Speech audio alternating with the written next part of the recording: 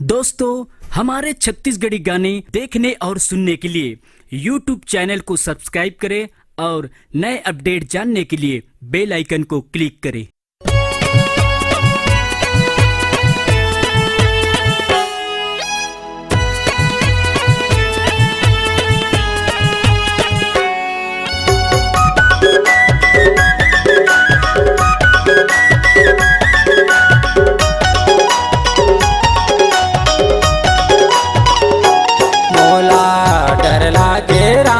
तोरे मोहनी मया मोला डर लागे, मोला डर लागे राम तोरे मोहनी मया मोला डर लागे। एक मोह नारद फंसे आए तोर शरण माँ, मांगे तोरे रूप ला दे बंदर के स्वरूप ला मोला डर लागे।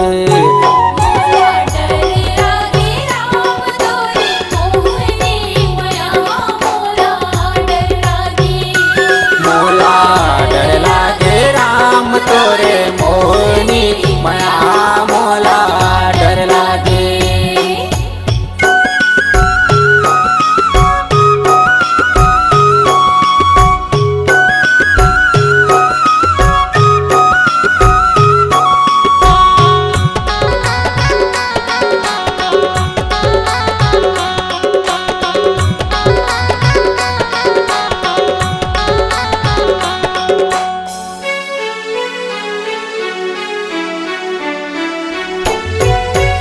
आगे आगे राम चलत है पाछ लक्ष्मण भाई, पाछ लक्ष्मण भाई वजनी पाछ लक्ष्मण भाई।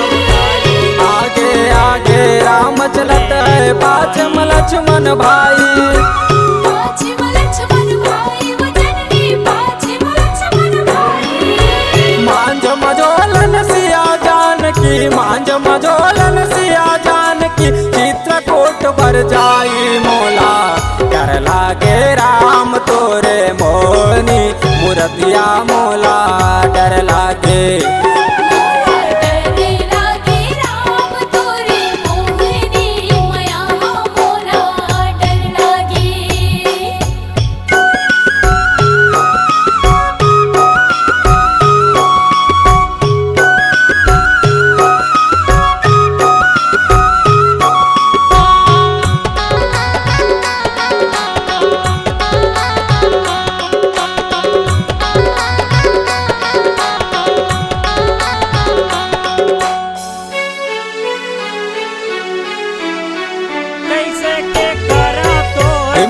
रिम झिम मौला बरसे पवन चले पुरवाई, पवन चले पुरवाई वजनी पवन चले पुरवाई। रिम झिम मौला बरसे पवन चले पुरवाई। पवन चले पुरवाई वजनी पवन चले पुरवाई। कौन वृक्ष तर ठाड़े होई है, कौन वृक्ष तर ठाड़े होई है राम लखन दोनों भाई मोला डर लागे राम तोरे मोहनी मया मोला डर लागे। मोला डर लागे राम तोरे मोहनी मया मोला डर लागे।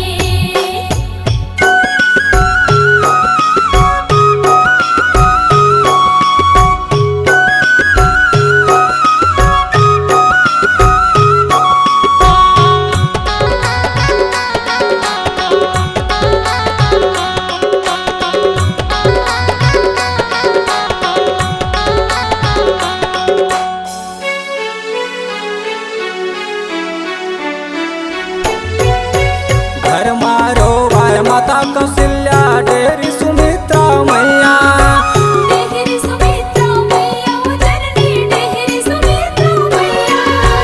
घर मारो भाई माता कौशल्या बाहर सुमित्रा मैया, डेहरी सुमित्रा मैया वजनी डेहरी सुमित्रा मैया।